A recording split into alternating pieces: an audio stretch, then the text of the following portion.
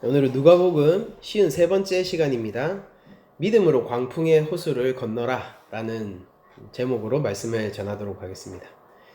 오늘 본문이 새로운 가족의 탄생, 그러니까 하나님의 말씀대로 행하는 자가 곧 나의 가족이다 라고 얘기하신 새로운 가족의 탄생을 이야기하는 본문하고, 그리고 또 우리가 아직까지는 보지 않았지만은 이제 군대 귀신 이야기 있죠. 거라사인의 축기 사역. 돼지들이 바다에 빠지잖아요, 호수에. 그래서 그 두 사건 사이에 오늘 본문이 위치해 있습니다.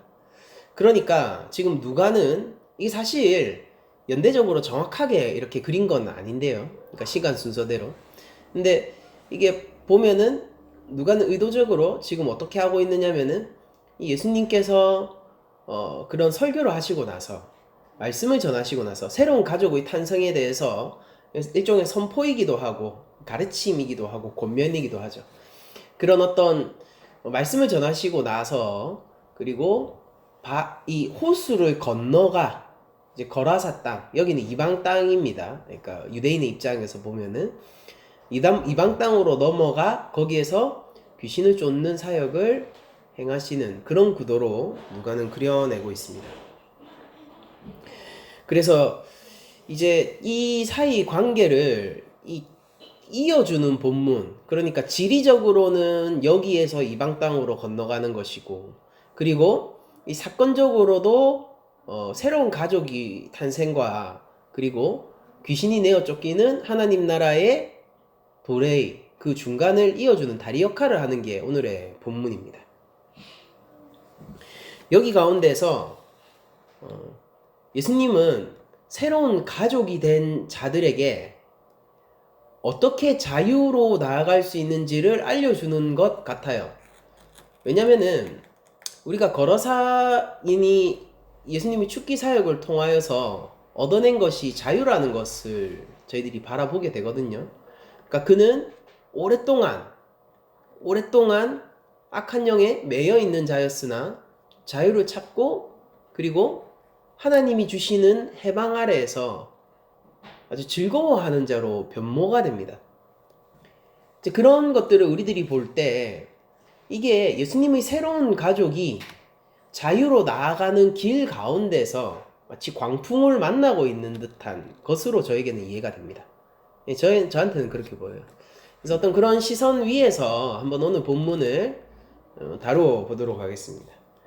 먼저 여기 누가복음 오늘 본문을 보시면은요, 대놓고 이 본문이 가지고 있는 질문을 보여주는 구절이 나오는데요. 그게 오늘 본문의 마지막 구절인 25절이죠.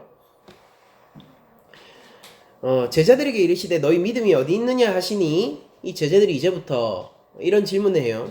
그들이 두려워하고 놀랍게 여겨 서로 말하되 그가 누구이기에, 이게 질문이에요. 예수님은 누구이기에 바람과 물을 명함에 순종하는가 하더라 라고 기록되어 있죠. 여러분들, 바람과 물을 명하여 순종케 할 수 있는 사람은 누구인가 라고 질문을 해보면은 일단 사람 가운데는 없습니다. 그러니까 저 존재는 도대체 어떤 존재인가 라는 거죠. 그 질문이 나와 있어요. 그러니까 여기에는 대놓고 지금 기독론에 대한 질문을 던지고 있는 본문이다라고 여러분들 이해하시면 돼요. 그러니까 예수님은 누구길래 창조주 하나님의 사역을 행하시고 계신가라는 겁니다. 그러니까 제가 오늘 본문을 내용을 설명하지 않고 지금 바로 이 질문부터 얘기를 하고 있잖아요. 그러니까 우리도 여기 이 질문에 먼저 답을 내리고 나서 본문을 한번 살펴보자고요. 예수님은 창조주 하나님의 사역을 행하시고 계신 분이에요. 그러면은 예수님은 누구인가라는 질문에 우리는 이렇게 답을 할 수밖에 없겠죠. 그는 창조주 하나님과 동격이시다라는 답을 할 수밖에 없는 거예요. 그러니까 성경을 보면은 이런 풍랑을 만나고 폭풍을 만나 뭔가 이 위기를 극복해 나가는 사람들의 이야기가 몇몇 있습니다. 그러니까 최초에는 노아죠. 노아는 아주 거대한 홍수 속에서 살아남았어요. 그리고 우리가 또 언뜻 떠오르는 게 누구냐면은 이게 모세도 좀 그런가요? 모세도 그 나일강의 그 급류 속에서 그 어머니가 만들어준 역청으로 엮은 바구니 안에서 살아남았죠. 또 누가 있을까요? 요나? 요나 어떻습니까? 요나도 이제 풍랑 가운데서 자신의 몸을 던져 물고기 밥이 되었어야 했죠. 그래서 물고기 뱃속에서 살아남았어요. 근데 그러면 또 누가 있을까요? 바울도 그런가요? 바울도 사도행전을 보면은 풍랑을 만나 막 이제 짐 다 버리고, 예? 그러니까 얼마나 큰 풍랑이면은 배가 견디지 못하니까 분명히 거기 상인들도 있고 이랬을 건데 이제 생명이 위험하니까 이제 3일째 되던 날 짐까지 다 버려가면서 겨우겨우 버티고 있었던 그때 이렇게 얘기하죠. 이제 하나님의 계시를 받고 네가 반드시 이제 로마로 가야 된다. 그 계시를 받고 그렇게 될 거다라고 받고 하나님이 우리를 구원해 주실 거다라는 예언을 하지 않습니까? 이렇게 풍랑을 견디는 사람들, 폭풍 가운데서 살아남는 사람들의 이야기가 성경에는 종종 등장하곤 합니다. 그런데 예수님이 근본적으로 그리고 본질적으로 그들과 다른 지점은 뭐냐면은 예수님은 뚫고 나가는 자가 아니라 명령하여 그 풍랑을 잠잠케 하는 자라는 데 있죠. 그러니까 적어도 이 권능은 초인적인 인간의 힘 정도로 설명할 수 없는 궁극적인 신성에 가까운 힘이란 말이에요. 피조세계를 명령할 수 있는 것은요, 피조세계의 창조자만이 할 수 있는 일이죠. 피조세계를 순종케 하는 권세를 지닌 자는 이 피조세계의 주인밖에 없을 것입니다. 유대인들은 줄곧 그것을 하나님으로 이해해왔고 지금 이 제자들도 유대인입니다. 지금 눈앞에서 풍랑을 잠잠케 하고 물과 바람에게 명령을 내리니까 그것에 순종하는 내가 볼 수도 있고 만질 수도 있고 그의 음성을 듣기도 하는 예수 그리스도를 볼 때 제자들은 어떤 감정을 느낄까요?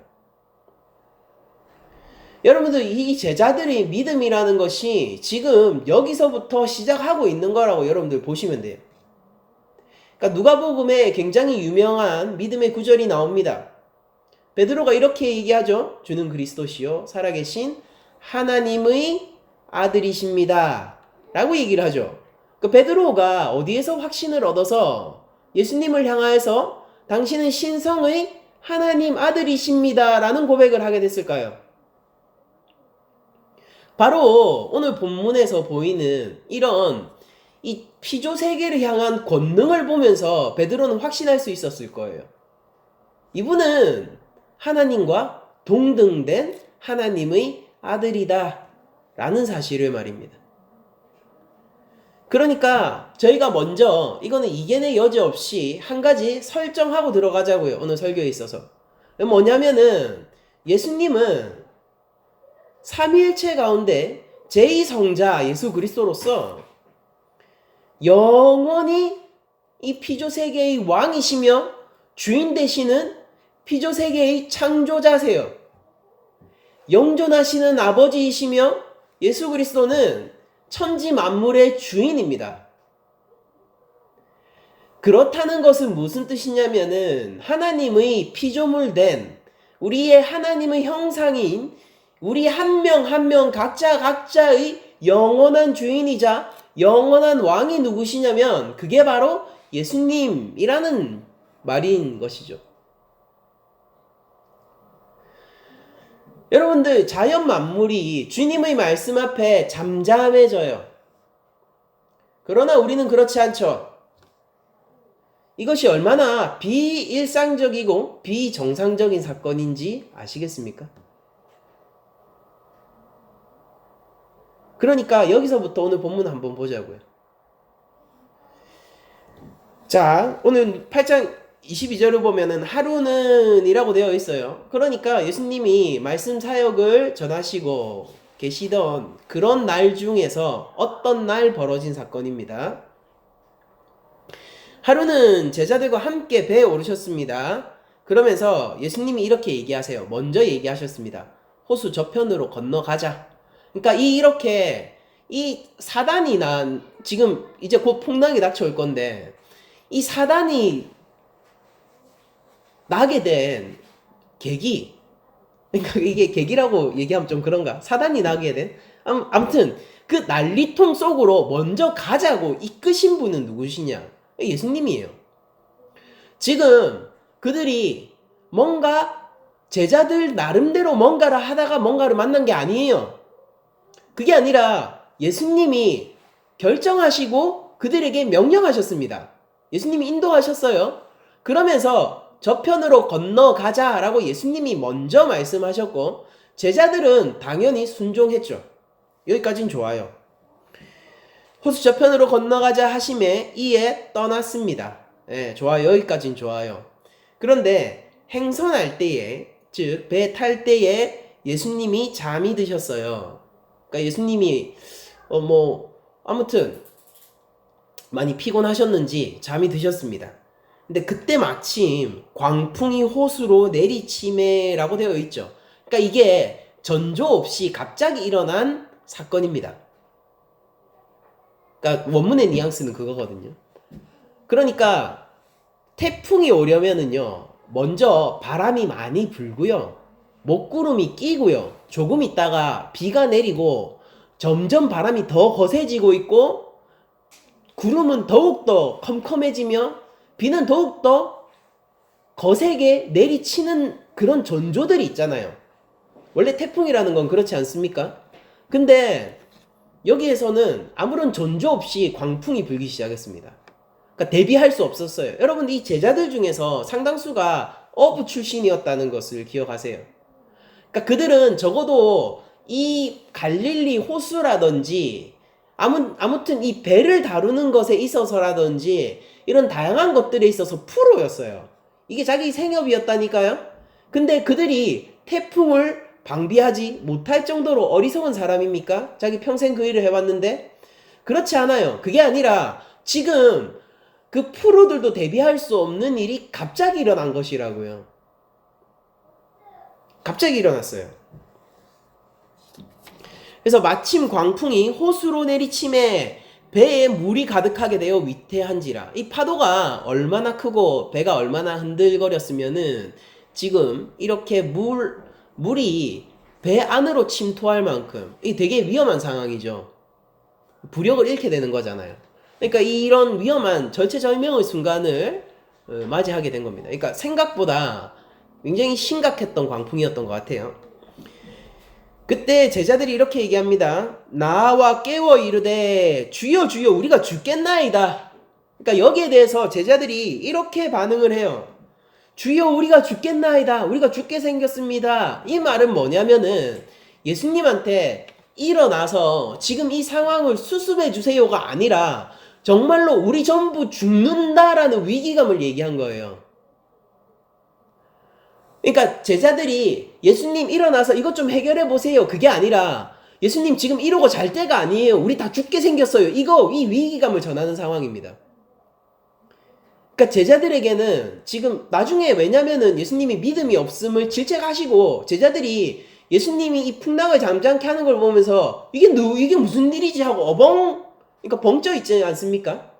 그러니까 그런 걸 볼 때 예수님을 처음 깨울 때는요, 이 제자들이 아무런 기대가 없어요. 그러니까 우리가 죽게 되었습니다라는 것에 우레에 예수님이 포함되어 있습니다, 여러분들. 그러니까 제자들이 지금 절체절명의 위기를 느끼고 생명의 위협을 느끼면서 예수님한테 이렇게 얘기하는 것이죠. 우리 다 죽었습니다. 그러니까 여기에서는 예수님을 향한 모르겠어요. 이 무드가 무엇인지는 원망이 있었을 수도 있겠죠. 야, 지금 상황이 이런데 어떻게 이렇게 자고 계십니까? 이게 잠이 옵니까? 이런 거일 수도 있고. 그러니까 물이 배 안으로 들이칠 만큼 배가 흔들거렸으면은 자고 있을 상황이 아니죠. 예수님은 왜 자고 계세요? 예수님은 왜 죽어 있어요? 예수님은 왜 침묵하고 계세요? 그럴 상황 아니잖아요. 근데 우리 다 죽게 생겼다고요. 거기 우리에는 예수님이 포함되어 있어요. 그러니까 이거는 고통의 단발마이고 죽음의 위기 가운데서 피할 곳 없는 절망의 단발마입니다. 희망이 없어요, 여러분들. 그 절망 가운데서 죽음을 맞이할 수밖에 없는 운명을 직감한 것이죠. 그러니까 예수님이 그런 절망과 죽음의 절체절명의 순간에 깨어나십니다. 예수께서 잠을 깨사 바람과 물결을 꾸짖으시니 이에 그쳐 잔잔하여지더라. 근데 예수님이 일어나니까 이 절체절명 위기의 상황이 너무 쉽게 해결되는 거예요. 너무 간단하죠. 그러니까 여러분들 이게 만약에 이야기로 치잖아요. 여러분들 이게 소설로 치잖아요. 이것만큼 어이없는 결말이 없죠.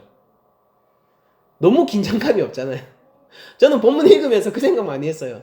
야, 이거 만약에 작가가 썼으면 이거 삼류 소설이다.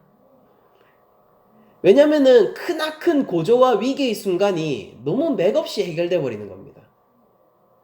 어린애가 손바닥 뒤집듯이 그냥 잠잠해 하니까 모든 상황이 끝나버린 거예요. 그러니까 예수님은 그저 말씀만으로 이 모든 것을 행하셨죠. 이 태풍을 그치게 하기 위해서 굿이 필요했던 게 아니에요. 주술 행위가 필요한 것도 아니고 뭔가 주문이 필요했던 것도 아니고 곡물을 신께 바쳐야 했던 것도 아닙니다.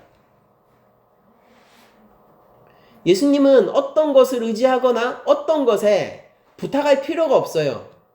예수님은 명령을 내리는 자입니다. 예수님은 순종을 요구하는 자세요. 그리고 천지세계 그리고 피조 만물은 그 앞에서 순종하는 게 당연합니다. 제자들은 이 사건을 보면서 두려워하고 놀라워하죠. 여러분들 이 두려워한다라는 감정은 일반적으로 하나님에게 구약에서 하나님에게 느끼는 감정으로 표현되는 것이 일반적이죠. 왜냐하면은 구약의 가장 중요한 사상 중에 하나가 여호와 경외이기 때문이에요. 경외라는 감정은 기본적으로 두려움을 이야기하는 것이거든요. 그러니까 방금까지도 나와 함께 밥 먹던 이 사람이 방금까지도 내가 손을 만질 수 있었고 친근하게 나에게 말을 걸어와 주던 이 사람이 창조주 하나님의 권능을 눈앞에서 부리는 순간 이것을 어떻게 받아들이고 어떻게 대해야 할지에 대한 두려움이 생기는 거예요. 그러니까 우리가 조금 더 생각해 보자면 이런 거죠. 그러니까 내가 회사에 갔어요. 회사에 갔는데 학내 식당, 구내 식당이 아니죠. 그 회사 구내 식당에서 함께 밥 먹으면서 재밌게 담소를 나누고 아유 그러셨어요? 회사 들어온 지 얼마나 되셨어요? 이거 좀 오래되셨네. 저 이제 막 들어왔어요. 라고 하면서 막 하하하하 호호호 웃으면서 맛있게 밥을 먹다가 갑자기 누군가가 와서 이렇게 인사하는 겁니다. 회장님 오셨습니까? 그때 그 신입사원이 무슨 감정이 들까요? 놀라고 두려워하며 이르되 저가 누구이기에 저 이사님이 와서 인사하는가? 라고 일컫지 않겠어요? 그러니까 그런 경외감과 두려움이요. 저가 누구이기에 이 광풍마저도 순종하는가? 답은 하나죠. 누가는 여기에 대해서 답을 적어놓고 있지 않지만은 그 답은 너무나도 명백합니다. 그분은 하나님의 아들 예수 그리스도이며 그분이 바로 피조세계의 주인이자 피조세계의 왕이십니다. 하나님과 동등된 제2성자이신 거예요. 여러분들 우리들은 이 본문을 보면서 예수님이 믿음이 어디 있느냐라고 질책하시는 장면에 주목을 해야 돼요. 그러니까 예수님은 지금 이들을 저기로 건너가자라고 얘기를 해놓고 광풍 가운데 인도를 해놓고요. 거기서 두려워하는 것을 질책하시는 분이지 않습니까? 심지어 이들은요, 예수님이 그런 권능을 가지신 하나님의 아들임을 이후에야 알게 되었다고요. 그러니까 심지어 먼저 내가 그런 권능이 있다라는 것을 알려주시지도 않았어요. 미리. 그러니까 너희들이 그냥 내가 함께 있으니까 이 배가 잠길 일 없으니까 뚫고 나가 라고 얘기하신 적도 없으세요. 그런데 예수님이 하신 일이 뭐냐면은 그냥 이거 타? 저쪽 건너갈 거야? 라고 해놓고 그 위에 모든 것을 침묵하신 채 나중에 이들이 우리가 죽었습니다라고 절망하자마자 믿음이 없는 자야라고 질책하신 것이라는 걸 기억해내야 돼요. 여러분들 우리가 한번 잘 생각을 해보세요. 인생의 고난과 그리스도의 제자된, 그러니까 그리스도의 새로운 가족으로 편입된 우리 교회는 말입니다. 예수님께서 간단한 명령을 내려주시는 것에 의지하여 그 명령을 가지고 끝까지 나아가야 하는 자라는 것을 보여줘요. 근데 그렇게 끝까지 나아갈 수 있고 그런 시련과 고난을 통과할 수 있어야 자유함이 있는 곳으로 가는 거죠. 여러분들 우리 잘 생각해 보시면은 예수님이 항상 우리에게 주시는 것은 굉장히 간단한 메시지이지 않습니까? 하나님이 이렇게 얘기하세요. 너는 나의 백성이다. 이것을 지켜 행하라. 그럼 우리들은 이렇게 얘기하겠죠. 하나님, 아니 이걸 지켜 행하기 위해서 이 삶이 얼마나 복잡한지 아세요? 하나님이 아직 잘 모르시는 게 있는데 이 세상이 얼마나 나를 향하여서 적대적이고 세상의 이 방식과 시스템은 결코 단순하지 않아서 이것을 하나를 지키기 위해서 고려해야 될 점, 그리고 내가 포기해야 될 점, 그리고 심지어 이것을 지켜낼 수 있는지에 대한 100%의 확신도 없는 상황에서 내가 이것을 지켜낸다는 것을 요구하십니까? 라고 우리가 되들기도 하죠. 그러니까 실제로 세상은 복잡하기 때문이에요. 사람들의 욕심은 우리들의 선한 마음보다 강하기 때문입니다. 근데 하나님은 우리를 달래주시지 않으세요. 그런 부분에 있어서는. 근데 그거 아십니까? 하나님은요, 나중에 달래주세요. 먼저 달래놓고 안 갑니다. 일단 먼저 당위적인 명령을 먼저 하세요. 왜냐면은 그건 너무 일상적인 거거든요. 너무 당연한 거거든요. 예수님이 이렇게 얘기하시죠. 십자가를 지고 나를 따라. 심플합니다. 누구든 자기를 부인하고 각기 십자가를 지고 나를 따라라. 심플하죠. 예수님 오르신 게 골고다 언덕이시잖아요. 그 같이 가자고요. 그 눈길이 뭔지 아십니까? 그 채찍이 무엇인지 아십니까? 우리들이 이렇게 반문할지 모르겠어요. 근데 예수님은 그 길을 먼저 오르셨거든요. 그리고 예수님은 먼저 우리를 위로해 주시기 이전에 당연히 우리를 믿고 신뢰하세요.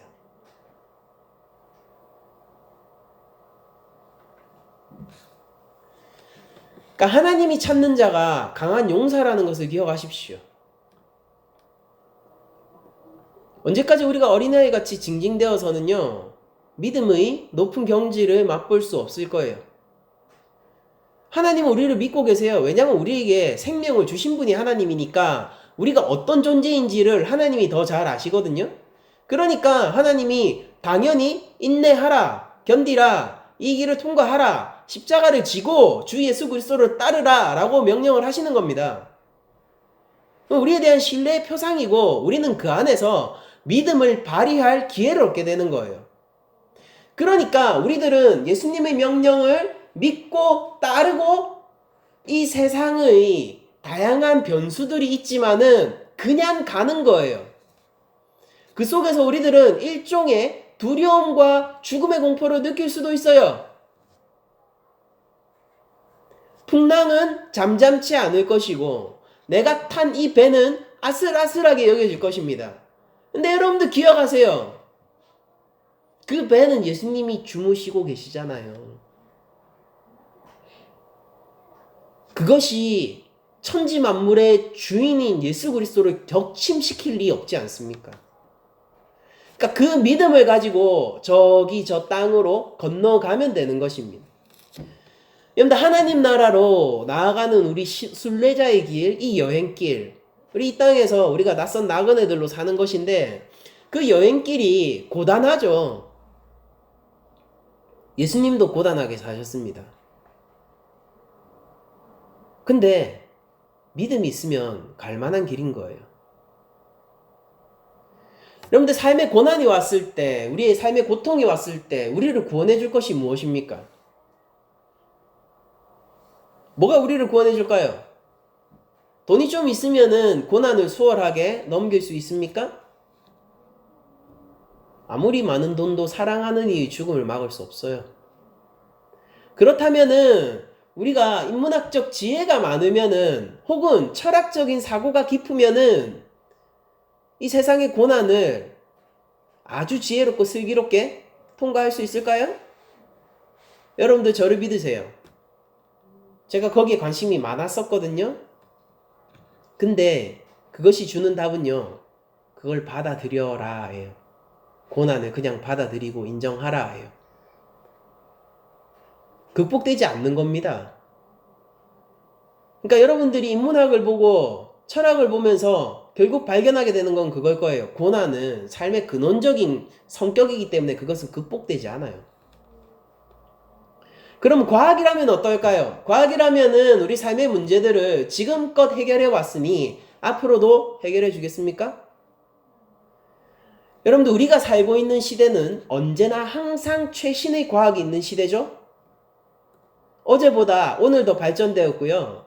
오늘보다 내일 더 발전될 것이고 10년 후에는 무조건 이거보다 더 발전되어 있을 거예요. 그리고 인간의 많은 삶의 부분의 영향을 여전히 끼치고 있을 것이고 삶의 많은 문제들을 다양한 방법으로 해결해 줄 겁니다. 기술적으로 말이에요. 그렇지만 지금까지 이 과학의 발전 가운데서도 우리의 삶들이 어땠습니까? 일반 인간들의 삶을 얘기하는 거예요. 우리 인류의 삶이 어땠냐고요? 나아졌어요. 그러나 해결되지 않아요. 여러분들, 우리들은요, 이 삶의 고난을 대처하기 위해서 이것을 성숙하게 받아들이는 정도가 최선이라는 사실을 기억하셔야 돼요. 이 이상을 인간이 발견해낼 수는 없습니다. 여러분들, 도대체 누가 풍랑과 바다를 잠잠케 할 능력을 가지겠습니까? 훈련하면 됩니까? 어떻게 해야 되죠? 불가능하다고요. 그러나 하나님의 독생자 주 예수 그리스도라면 어떨까요? 그러나 그분과 내가 한 배를 탔다면 어떨까요? 해결되는 거예요.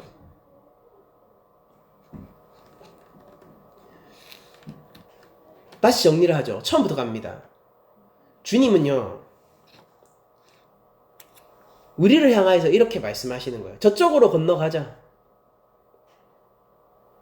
주님은 갑작스러운 광풍을 알고 계세요. 그런데 그렇기 때문에 이렇게 얘기하시는 거예요. 저쪽으로 건너가자. 그리고 그 갑작스러운 광풍은요, 하나님 안에서 정당하죠. 주 예수님이, 주 예수 그리스도가 의도하신 거잖아요. 그럼 그 정당한 거예요. 그러니까 우리는 인생의 삶의 고난들을 보면서 두 가지 관점에서 설명할 수 있어요. 우리는 아무것도 하지 않았습니다. 이 제자들도 보세요. 광풍을 맞이할 만한 어떠한 행동도 하지 않았어요. 오히려 예수님의 명령에 순종했거든요. 근데 고난이 오는 게 말이 됩니까? 그런 측면에서 이런 광풍은 매우 부당한 성격을 가지고 있죠. 그런데 이 부당한 광풍이 갑자기 성격을 바꾸는 순간이 있어요. 그게 바로 주 예수 그리스도 안에 있을 때입니다.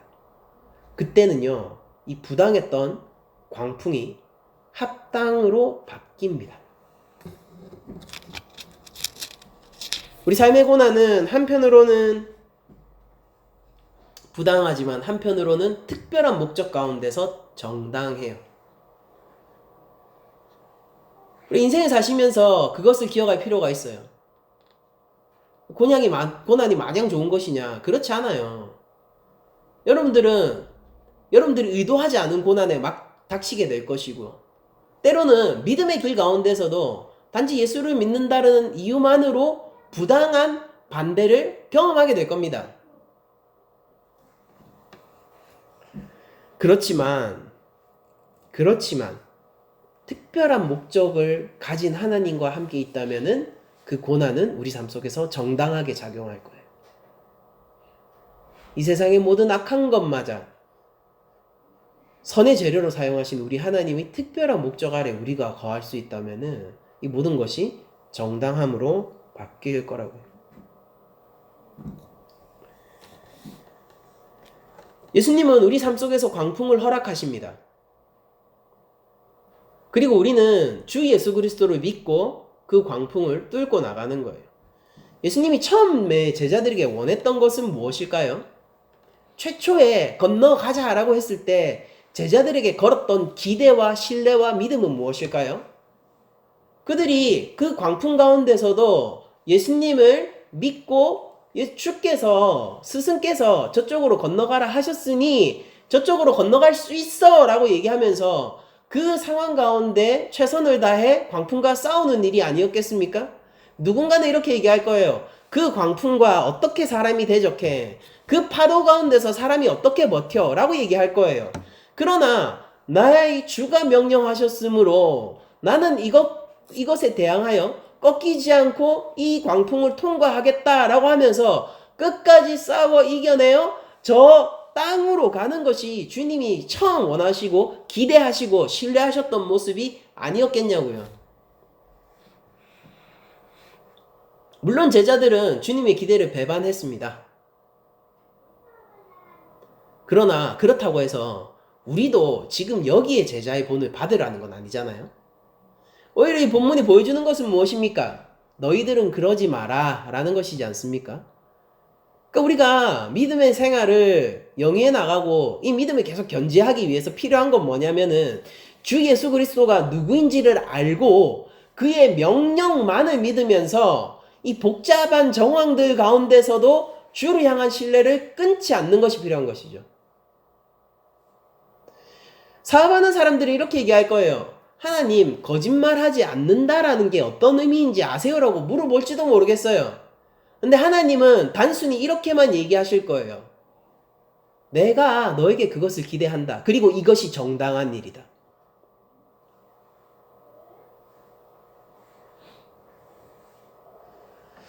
어쩌면은 이 성욕이 폭발하는 사춘기 혹은 젊은 남성에게 주여 음욕을 품지 말라는 것이 무슨 의미인지 압니까? 라고 물어볼지도 모르겠어요. 근데 하나님은 이렇게 얘기하실 거예요. 나는 너에게 그것을 원한다. 그리고 그것이 정당하다. 천지 만물은 주의 말씀을 따르나 인간만은 주의 말씀을 거역합니다. 비일상적이고 하나님 안에서는 굉장히 이례적인 일이라는 것을 기억하십시오. 그러나 그렇기에 우리가 주 앞에서 거절할 수 있고 주를 거부할 수 있는 존재이기에 우리의 순종은 더욱더 빛이 난다는 사실도 기억하십시오. 우리가 하나님의 말씀을 따르기로 결단하는 것, 주 예수 그리스도의 제자의 길로 가기로 결단하는 것은 하나님이 기뻐하시고 주 안에서 새로운 가족 공동체에게 발의 염원에 맞지 않는 것입니다. 그러므로 우리는 삶의 어떠한 고난 앞에서도 주님의 창조주 되심, 주님의 우리 주인 되심을 믿고 우리 믿음을 계속해서 견지해 나가고 영위해 나가야 하는 것입니다. 여러분들 여기서 한 가지 한 번 더 심화해서 이 본문을 들어가 보도록 하겠습니다. 지금부터는 조금 더 깊은 차원이에요. 한번 잘 들어보세요. 여러분들 거라사인의 군대 귀신이 들어가 있었죠. 그 군대 귀신, 그 거라사인을 잡고 있었던 군대 귀신이 주님의 명령으로 돼지에게로 옮겨가죠. 근데 그 돼지에게로 옮겨란 그들이 빠져 죽는 곳이 어디냐면은 그 호수죠. 지금 이 호수잖아요. 그러니까 귀신이 빠져 죽는, 사단이 빠져 죽는 그 호수가 지금 제자들이 죽겠다라고 난리치고 있는 이 호수잖아요. 구약 안에서 깊은 바다 혹은 풍랑이 있는 바다 그리고 이 깊은 호수 같은 것들 있잖아요. 이런 것들이 하나님의 진노를 나타내는 그림으로 종종 쓰입니다. 아주 익숙하죠, 우리에게는. 그래서 하나님께서 최초에 노아 시대를 심판하실 때도 물로 심판하시잖아요. 그러니까 하나님의 진노가 가득 얼어 있는 그런 공간이 바다 혹은 깊은 호수, 그런 것으로 묘사된단 말이에요.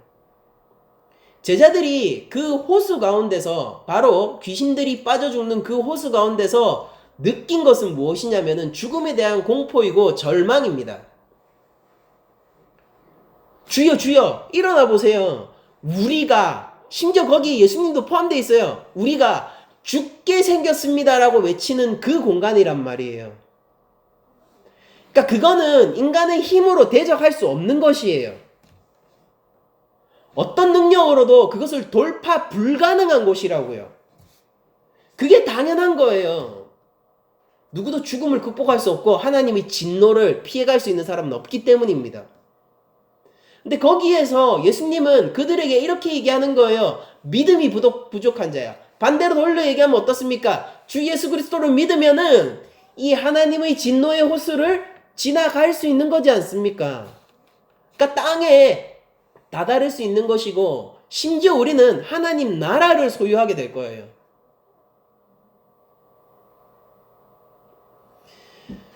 예수님이 죽어 있는 것처럼 여기지 마세요. 실제 예수님의 죽음으로 우리들은 하나님 나라에 이르는 그 놀라운 하나님 자녀의 권세와 칭의를 얻게 되지만은, 예수님이 죽었다고 해서 그가 영원히 죽은 자처럼 여겨서는 안 됩니다. 흔들리는 파도 가운데서도 주는 왜 응답하지 않으십니까? 라고 외치지 마세요. 주님이 의도하신 거예요.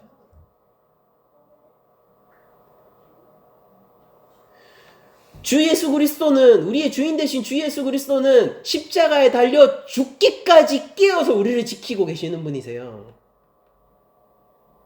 이 말의 의미를 여러분들은 아시잖아요.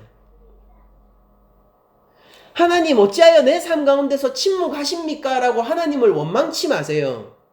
그 순간 우리가 해야 될 게 뭐냐면 하나님에 대한 신뢰의 찬양입니다. 나약한 성도들이 많단 말이에요. 여전히 어린아이 같은 신앙에 사로잡혀 있는 성도들이 많단 말입니다. 여러분들, 무너지는 그 순간, 내 인생이 무너지는 그 순간 하나님을 향하여서 나는 하나님을 신뢰합니다라고 여러분들 기도하실 수 있습니까? 그 신뢰가 진짜냐고요. 그러니까 그렇게 돼야 된다고 예수님은 얘기하시고 계시는 거거든요. 베드로가 예수님이 죽었을 때 3번, 십자가에 달려 죽으셨을 때 3번 부인했어요. 베드로 잘못 건넜죠? 베드로가 그때 이렇게 한 거예요. 주여 주여 우리가 죽게 생겼습니다. 어찌하여 주무시고 계십니까? 라고 얘기하던 이 모습으로 돌아간 겁니다. 그때 베드로가 어떤 게 필요했습니까? 예수님 십자가 밑에 남아있던 사람들은 여인들이었어요. 근데 수제자인 베드로는 도망쳐버렸다니까요. 그때 베드로에게 예수님의 수제자로서 필요했던 것은 무엇입니까? 그가 비록 실패했으나 그러나 필요했던 것은 무엇입니까? 풍랑 가운데서도 주님을 의지하는 그 믿음이 필요했던 거예요. 주께서 죽으셨는데요. 그래도 주님을 믿는 믿음이 필요했다고요. 여러분들, 고작에서 우리 삶 속에서 하나님이 응답 안 해주시네, 침묵하시네, 이런 정도로 징징대지 마세요. 하나님이 우리에게 원하시는 것은요, 그 독생자의 죽음 앞에서도 그 독생자를 믿는 믿음을 요구하신 겁니다. 그게 하나님이 우리에게 품는 기대이고요. 그게 바로 우리의 성숙한 믿음의 분량인 거예요. 저는 그런 얘기를 가끔 해요. 그러니까 믿음을 지니면 지닐수록 신앙생활이 영그르면 영그를수록 하나님이 삶 가운데서 멀어지는 느낌을 가지게 된다니까요. 그렇게 될 거라고 제가 얘기합니다. 멀어지지만 그러나 더 가까워지는 그 느낌을 가지게 될 거예요. 뭐 초신자 때 기도하면은 하나님 이런 것도 됩니까? 저런 것도 됩니까? 와 하나님 아니 이렇게까지 저를 맞춰주세요? 여러분들 기억하세요. 하나님이 3살짜리 아기 이렇게 딱 손 메고 둥가둥가 해주시고 계신 거예요. 나중에는 뭘 해야 되냐면요. 말 안 해도 해야 돼요. 야 저기 가서 네가 물 떠서 먹어.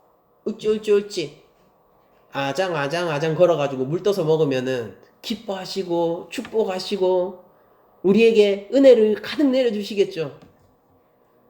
근데 20살짜리한테도 그렇게 하실 것 같습니까? 하나님이 원하시는 건가요?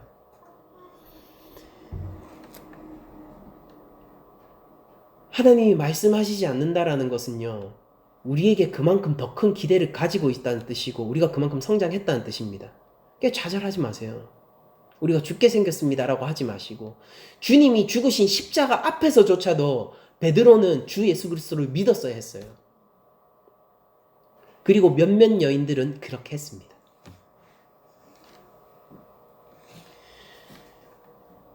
우리 교회는 주께서 죽으심으로 사망의 호수를, 바다를 가로질러 가셨다는 것을 잊어서는 안 되죠. 주께서 가신 그 길을 우리가 따라가야 하지 않겠습니까? 그래야지 살 수 있잖아요. 그런데 여러분들 살기를 바라고 하나님 나라를 소망하고 주 예수 그리스도의 사랑을 갈구하면서 우리 인생 가운데 고난이 없을 것을 기대하지 마세요. 주님도 지금 잠든 상태로 이 바다를 건너시고 계시잖아요. 갑작스러운 폭풍을 건너시고 계시잖아요. 그러니까 우리도 한 배 타서 같이 가는 인생 아닙니까? 그러니까 강하고 담대하고 굳건하게 서서 우리가 신뢰할 수 없을 만한 상황에서 주님을 신뢰하고 믿음을 발휘할 수 없을 만한 상황에서 믿음을 발휘하고 내 원수를 사랑하고 버틸 수 없는 상황을 버티고 이길 수 없는 상황을 이기는 것이 신도의 본분이 아니겠습니까?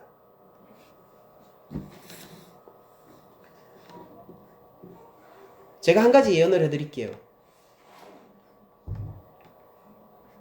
여기 계신 여러분들은요, 삶의 파도와 삶의 광풍을 인간의 힘으로 버텨내고 이겨내는 것이 불가능하다는 사실을 깨닫게 되실 겁니다. 그러나 주 예수 그리스도를 믿는 믿음을 그 안에서 가지고 주 예수 그리스도와 한 배를 타고 마치 노아가 방주를 탔듯 모세가 그 역청을 바른 바구니를 탔듯 주 예수 그리스도와 하나님의 뜻 가운데서 한 배를 타고 있으면요, 그런 풍랑쯤은 아무것도 아니라는 것을 알게 될 거예요. 그래서 우리 성도들은 이중적인 상태에 머무르게 됩니다.